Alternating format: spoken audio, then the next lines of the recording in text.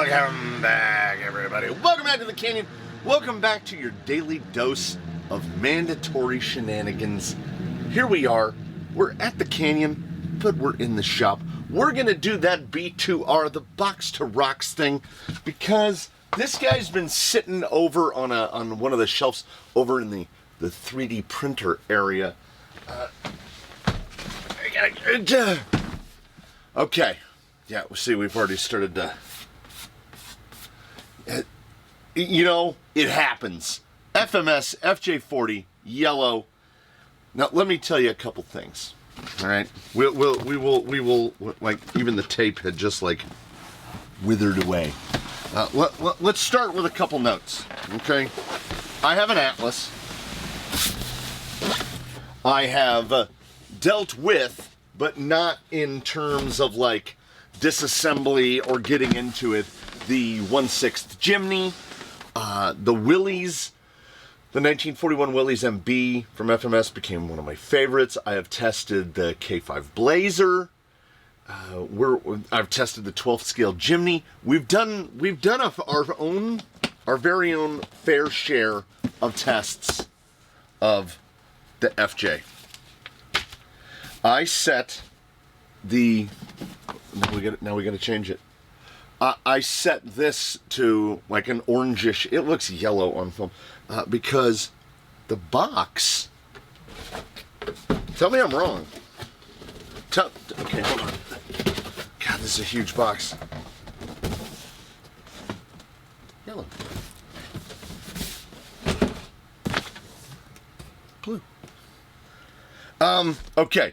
So what's underneath this, right? Okay, let's make a short story long. Ugh, it's a G4P. It's a G4P. We're gonna have to deal with it. What I knocked out? Not the good luck cap. So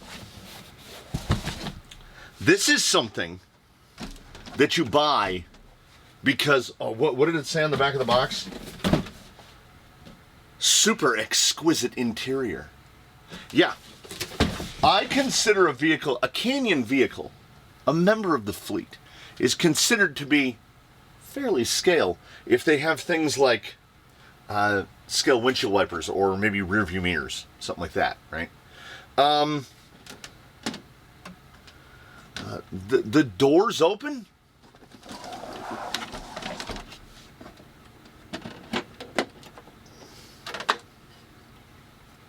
Do you see what I'm talking about here? From what I understand, these fold up. I'm not 100% sure how. I don't want to break anything. There's cloth covers for the rear seats. Let me close this up. Did I do it in the right order? No.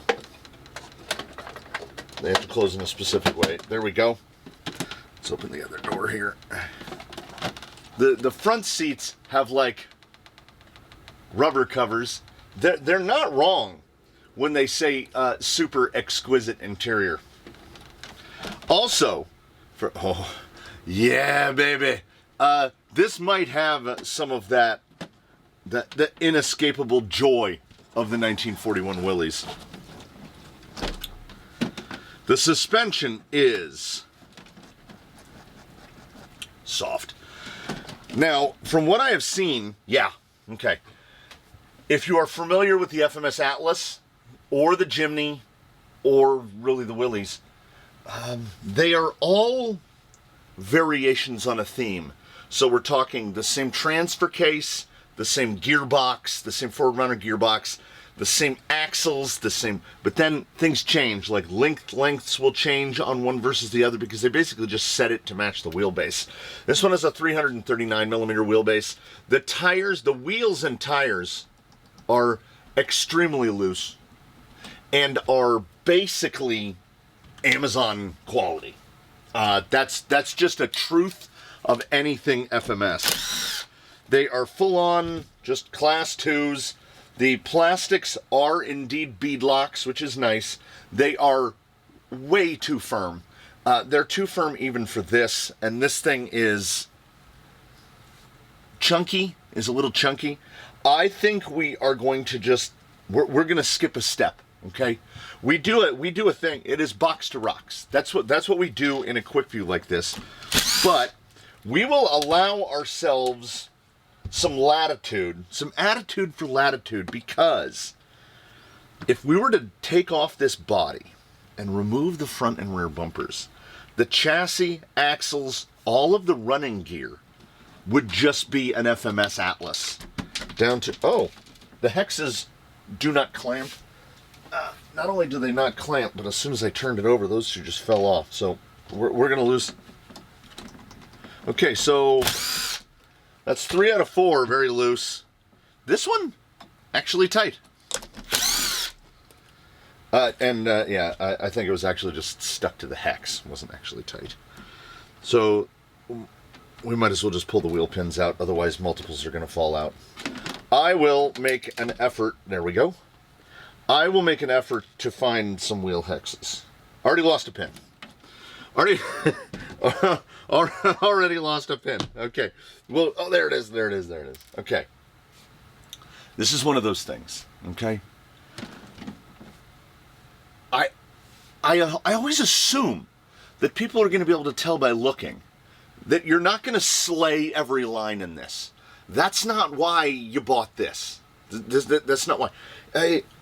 This is one of those. Okay. Let me think of an analogy. Prior to making videos for the YouTubes, I made parts for the Scion line of vehicles for about 15 years.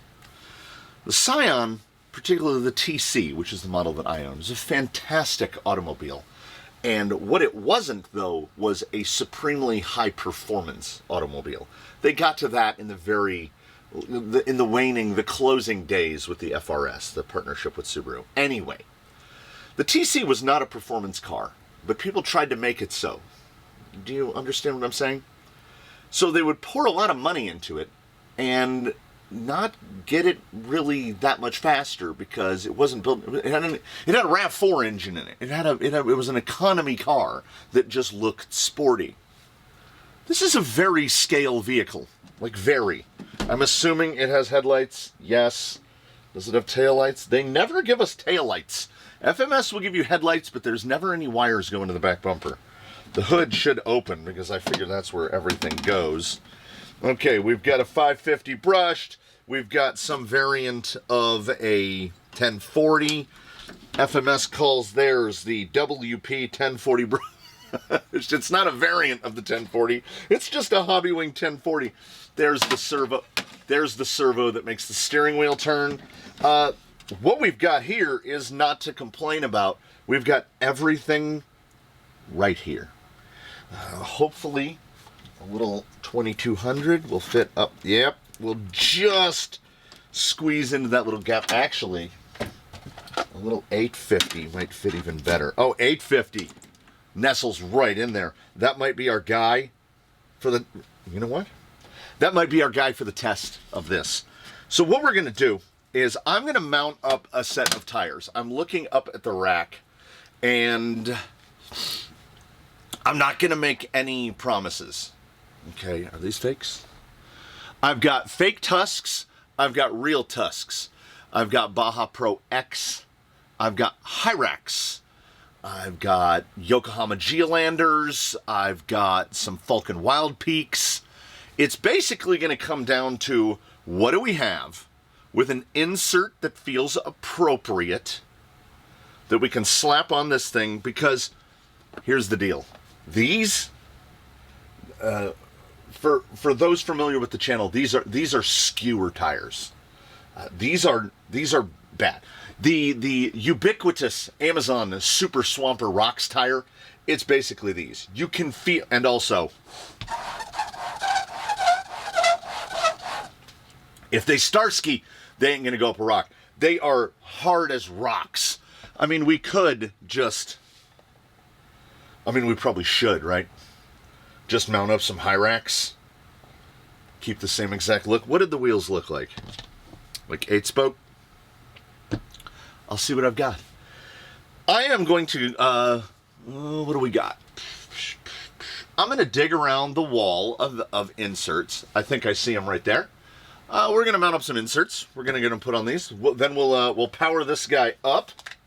We'll power this guy up, and we'll see what we. I got to try to find some wheel hexes too. I will see you in just like for you, like 2 seconds. All right, let me get a formality out of the way. Ordinarily, I put wheels on with this. We go straight pit gun. It's an impact 7mm wrench on there. You can see, I mean, it's got some wear on it. We definitely use that a lot. These felt like something didn't feel right. So we go to the old manual twisty. Well, here you have a nut with the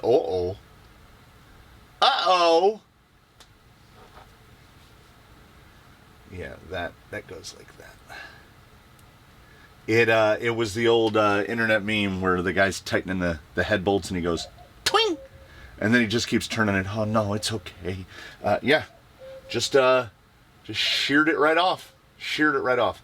I happen to have another, so probably my fault. Put a little too much ape strength on it, a little too much banana hand action. But okay, little technical errata you should be concerned. So we're just slapped in a 2200. Put one battery strap around it. It's great. These are indeed the Proline high racks that were aforementioned on some black wheels. So from a distance, you won't even be able to tell the difference. Only I'm assuming these are actually going to work. Now, we have a little informal, let's call it Does It RTR. This one would pass as an RTR by only the thinnest of technicalities. That yes, you can put a battery in there and you can put batteries in here and it will go. But the servo is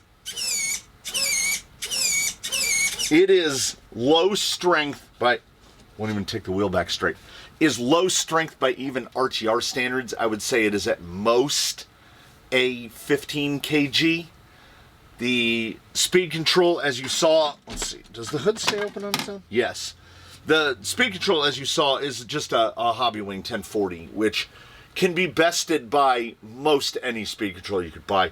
Sealed cam 550 brush motor, which so far as I can tell, and I looked, has no mention of turn count.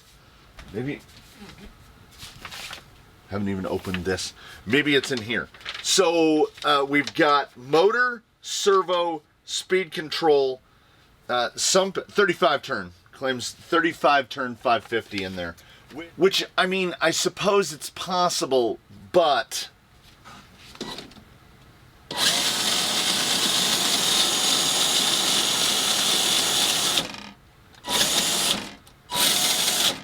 it is, like, I can't even really exhibit here on the bench. And, again, much like the Atlas and others, we're looking at 70mm shocks that bolt directly to the frame rail, so no shock towers. Now, on the FJ, in the rear, you really don't have any options. The underneath, below the what do they call them, jump seats, hangs out over the frame. In the front, there's a ton of room. You can easily get a shock tower in the front. In the rear, you're going to have to get a little creative. And why am I mentioning this? Well, because unless you only intend to drive this on dirt trails, this suspension is not going to do it. We've got flex in the 45 to 50mm range. This is a scale vehicle, and I don't think that needs to be pointed out. It has, I'm surprised the window cranks don't work. It has actual seats. It has a steering wheel that turns, easier through the other door. It has a steering wheel that turns when you turn the wheels. Oh yeah, there we go.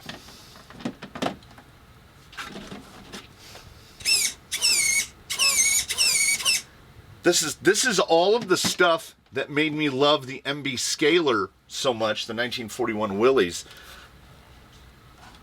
But I would never, the MB Scalar gets a pass as an RTR, and FMS only deals in RTRs. They're all RTRs. Their price points are lower than most everyone else. But just, you need to be aware that if you're buying this for this, right? You're buying this for this look. I mean, look at it. Get your 3D printed scale accessories and fill up the roof basket. Put 4 figures in it, you know? Do you see where I'm going with this? We expect performance basically on par with that Jeep. Although, maybe a little better. Let's get some high racks on it. It would be worse than the Jeep on these. These are so bad. So, does it RTR? Well, yeah, it will move out of the box. Batteries, it will go. But all of the included electronics, all of the included other stuff, the wheels, the tires, the servo, all of that stuff, basically just for everyday use will need to be replaced. There will be little to nothing in the way of low speed control. I can't imagine drag brake is going to be very good. I mean, it is a 550, but here's the thing of it.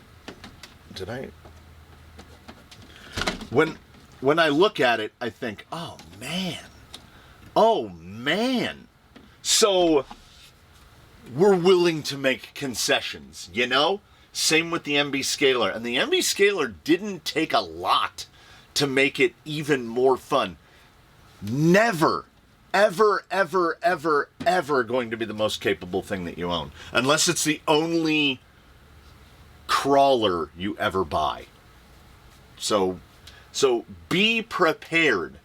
Whatever the sticker price is on that given day, that's not the price. These will have to be replaced immediately. They don't work. The electronics, you might be able to suffer with them for a few days or weeks. You might be able to run that 550 till it burns out. But a Fusion SE 1200 is pretty much perfect. $70.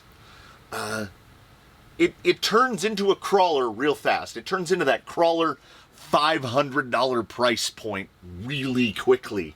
And you will never get the performance return that you would on something else that costs $500. Okay? All right.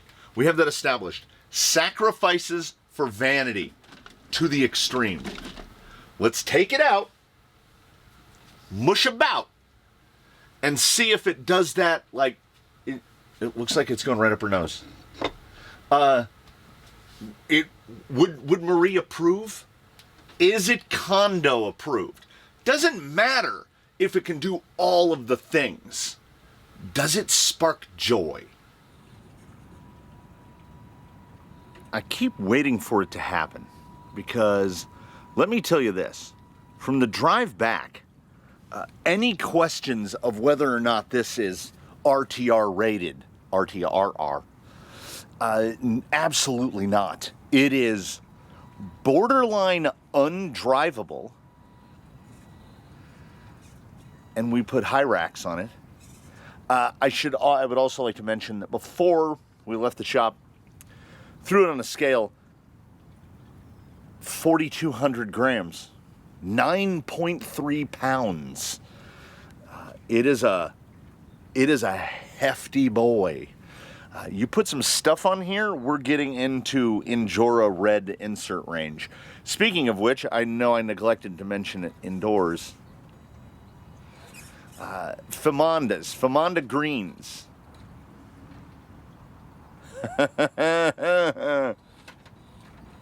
Okay. The brutal combination of the Fly Sky G4P and the Hobbywing 1040 when we whirl those together in the features mixer, what we get is 0 low speed control, virtually no modulation whatsoever. That's as soft as you can pull the trigger. So that's effectively minimum speed. And, oh, pop the hood open. And here's the thing about it. Let me get out here. We'll come directly into frame here. The ramp, there is no ramp. It's a square wave. It's not a sine wave, it's a square wave. So when you release the throttle, you are releasing all power input entirely. So on any surface of any even modest grip, you do a stoppie. And doing a stoppie on a vehicle with this much body roll to it is almost terrifying. When you're trying to operate at any small amount of throttle, as soon as that motor gets loaded, this is an ear goggle drive right here. I don't want to hear that. Look how high we can get that PWM up before we even move. A Hobbywing 1040 is not enough to move the hulk and the bulk of this vehicle.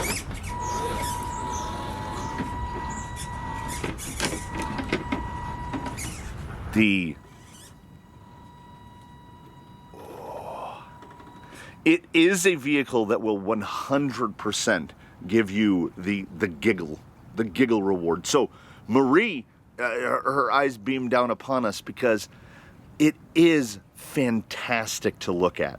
It is just not something to listen to. We're just going to try to shoot around.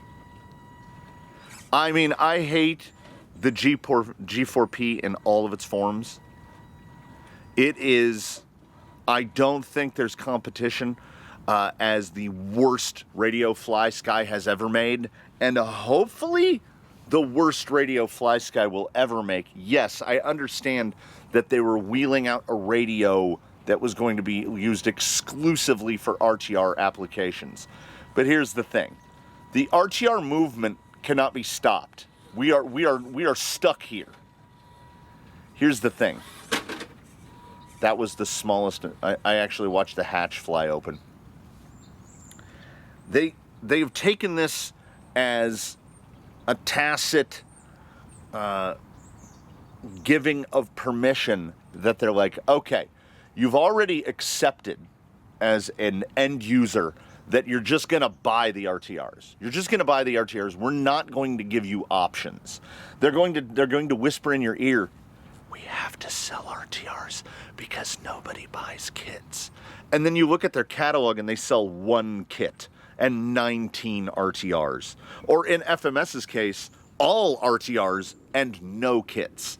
So if FMS looks at their sheet at the end of the day, they would say, oh man, people do love RTRs, man.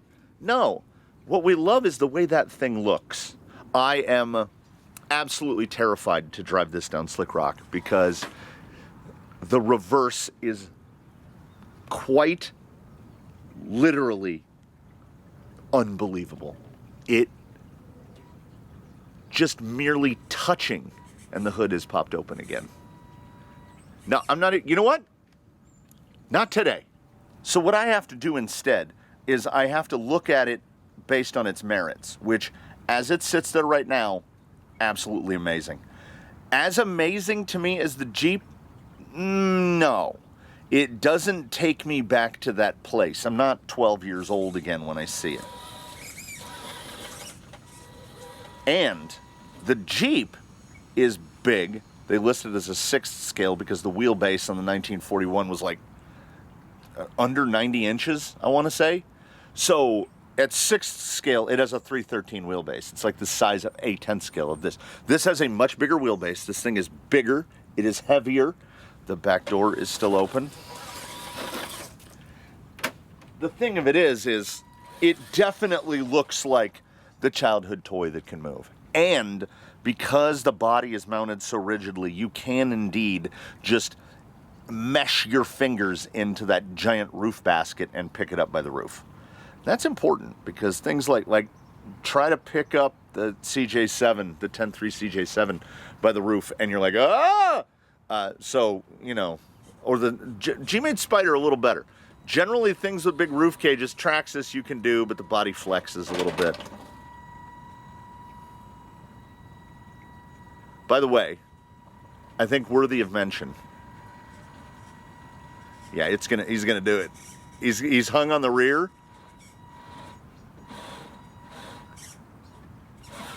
This is not a grip issue. This is a clearance issue. This is a lack of available throttle modulation issue. If I can sidle it over.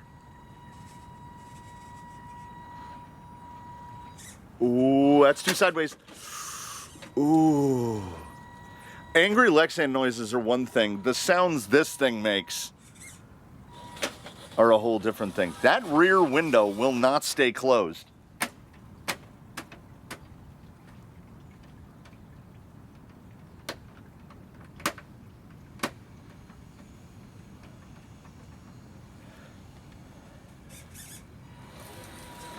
I thought for sure I cracked the bumper on that one down. These are, I noticed when I was mounting them, blue dot. So these are Predator high racks. It is a nice cool morning. Unseasonably cool really for the morning. Probably around 70 degrees. Humidity's pretty high. I think something flew through the air. I mean, look at everything pop open on the back. It's definitely got its own oddities. You know what I mean? Getting past, like, do I feel that the included quote unquote RTR package is ruining the experience for me? No, because you get one of these for literally exactly what you're looking at, for what you're seeing. And it is very nearly as look at that little bobble. It is very nearly as amazing as the MB Scalar. This is what FMS is good at. I mean, I feel like I can't judge them. I don't want to say too harshly. I shouldn't judge them too harshly for opting for the bottom of the barrel in RTR electronics. That is not unique to FMS in any way. That is a state of the industry type of thing.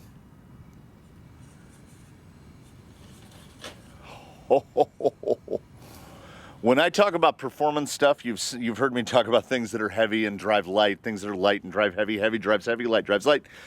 This vehicle is heavy and drives heavier. It absolutely overwhelms every piece of kit that's inside of it. The speed control's not up to it. The servo's not up to it. The suspension's not up to it. We have much... I can hear it. Much like we did with the 1941. Oh, all the sacrifices have been made for vanity. Look at it. Use your eyes. It looks amazing. What do I want to do to it? Performance-wise, honestly, the minimum. You know what? I'm kind of okay with the roly-poly Haji. I don't mind that wheel tire combo on there. I think because of the roof, I would have preferred a white wheel. I don't have any Amazon Steelies in white. Those are just generic Amazon Deep Steelies. And because the suspension travel is so small, we can get away with it. We've got that like 40 millimeters of total flex on there. Oh.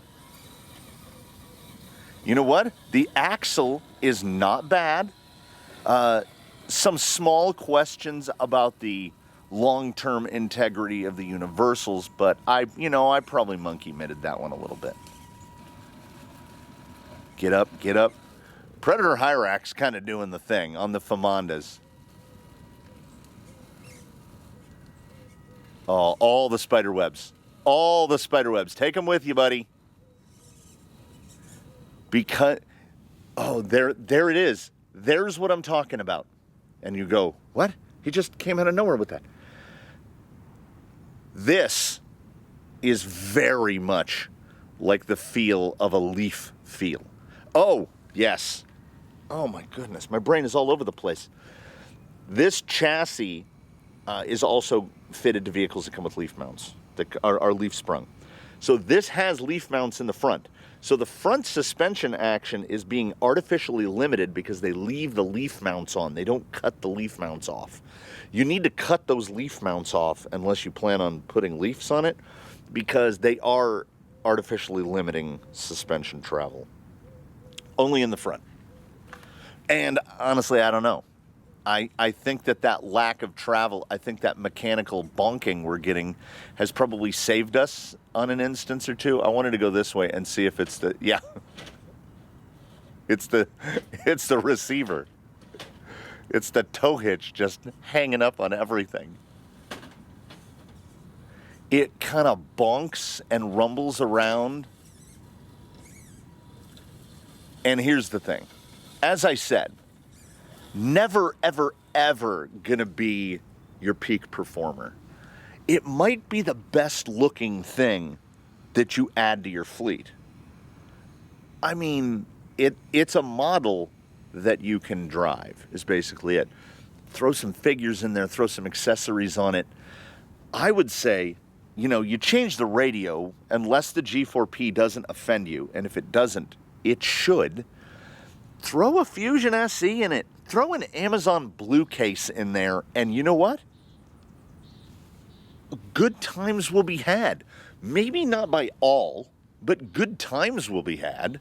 I'm trying to figure out where I have that I can... All right, let's try this. Let's get as far away from frame as possible, because that's good filmmaking. It states that it has a good approach angle in the manual and a bad departure angle. I agree. It really does. The approach is not bad at all. It is... There's a strange joy... Can I do it? Yeah. There is a strange joy to the limitation of it. Like, it don't handle good, but it's fun. I feel myself getting more into the fun of it the more I drive it. Is it a platform that I would consider somehow ripe for modifications? I would probably hem and haw about that a bit, because that's really going to come down to what kind of effort are you willing to expend? Like, because modifications wise, your performance, as we're going to beat this dead horse until all that remains is dust, you're never going to get very far unless you're using the body and the body alone. Because we could do some stuff.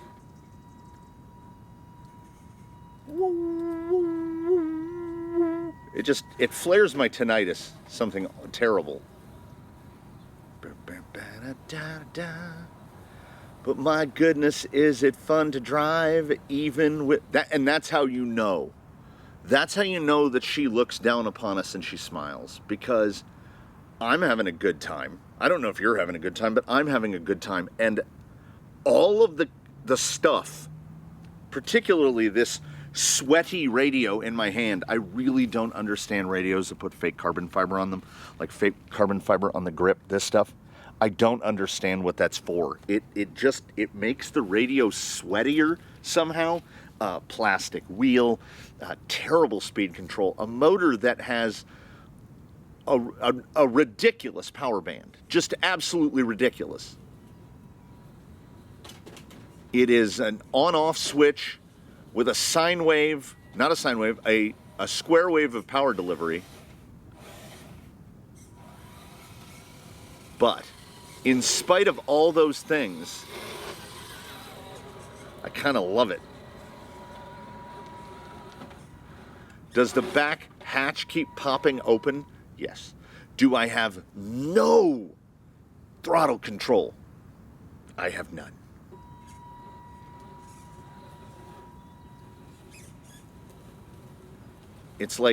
Oh, that is a big spider web. It's like being stuck in third gear. But look, that turn, perfectly acceptable. I don't mind the lack of travel. I don't have problems with the stuff. The gearbox and the T-case are fine. The chassis layout, the geometry is pretty okay. There's nothing here that is really unfixable. You picking it up? You could make this into an absolutely competent trail vehicle. And for me, and I tap my chest, when I think trail vehicle, I think something that looks like this. Absolutely. Does the reflection on the windshield with the two things, are we all getting a Cars vibe? Are we getting a Cars vibe right now? I'm getting a real Cars vibe. I am willing to make sacrifices for vanity. We all are to a certain degree. This thing is, if not the ultimate expression of that, it's up there. And you have to be willing to rationalize to yourself. You have to say, I want this beautiful thing. Knowing that when you get it to a point where it's just like borderline competent, you've spent probably around $600. That's just the way it is. Like I said about the H10 Optic, which is as far removed from this as potentially you could possibly get, that's an $800 trail rig. To get that thing to reasonably competent, you're going to spend about $800. This thing's going to cost you about $600. So what we have to do is we have to look beyond that. Look past the pocket of, oh, am I going to get a joy return on my investment? That's not a way to live. You buy it because of what it is, and then hopefully you can make it into what you want it to be without spending a fortune on it. We acknowledge the performance is going to get to a certain point, and that's where it's going to end. But stuff like this is a very loose pile of rocks. Very. And it's brand new. You saw it come out of its cocoon. Oh, get up there. Yeah, buddy. Feels good, man. I do feel less precious than I do about other pretty things. The RC four-wheel drive Scottsdale, too precious, too pretty. Would I take this over that? Yeah, 100%. Look again. I command you to look at it. It's so good. And you know what else it is? It's so bad. Is this... It could not have been better than the roll, and look at the tire at full lock because it's not strong enough to turn the wheel back. The hood popped open. It's kind of perfect. And by perfect, I mean perfect in its own just absolute limitations. Like, the sacrifice for vanity we might have achieved the zenith of that. And I say that because I'm holding in my hand right now, this is the spring for that corner. That rollover, when the you saw how far it fell, right? Pulled the shock apart on the on the passenger front, and the spring and the cup fell out. The cup is out there in the leaf litter somewhere. I couldn't even find it. The reason that the steering wouldn't return is that the plastic servo horn, the screw backed all the way out, and the servo horn fell off. I mean, it's like you're buying a 1970s vehicle and you've brought it home. It's fresh out of its cocoon, yet somehow it's 50 years old because it's falling apart like a rusty old bucket. And you know what? It kind of endears, the hood did not close again. It kind of endears it to me even more. Like, it's a rattle trap. It makes a bunch of noise. It doesn't drive good.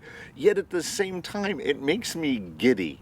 I can't even drive it back. I have to carry that 9-pound thing back because it can't steer or keep itself off the ground. So is this Canyon recommended? Absolutely not. This is something you buy if you're mad. If you're mad and you're joining in the madness of all the rest of us, yeah, absolutely. But I want you to look at the composition of the frame that you're looking at right now. I mean, what are we willing to give for what we've gotten? Bunch of mosquitoes. I didn't even notice I was sitting in them.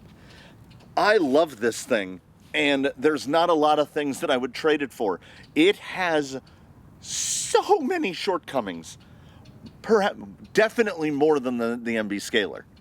Like, this thing is ridiculous. It has, performance-wise, it has almost nothing redeeming in that, except that it is so, like, bad by a pure performance perspective, but not, you know, it doesn't have graphic bump steer and axle sway and all of the things common to poorly engineered vehicles. This thing just has a body that's probably 60% of the weight of the vehicle, maybe more. And I don't care. We can't drive out of frame. We can't do any of the normal things. I'm just killing. All right, so we'll wrap it there. The FMS FJ40. It's got some Corvette. It's got some Ralph Nader, unsafe at any speed, unsafe for human consumption. But you know what else it is? It's magnificent. And who doesn't love a good juxtaposition? I like when you mush them and they haven't gotten a chance to get any U in them, so you just get the black smudge. All right, I will catch you next time, everybody. Thanks for joining us here in the Canyon for this one. Yeah, you know we're going to do some stuff. You know we're going to make a Canyon change. We'll see what we arrive with. I was hoping not to have to change the shocks, but one kind of self-disassembled, so I look forward to seeing you next time. In between now and then, please one and all do your very best to have a good one, everybody. We'll see you next time here from the Canyon, the FJ40. If you get one, I hope you know what you're getting into.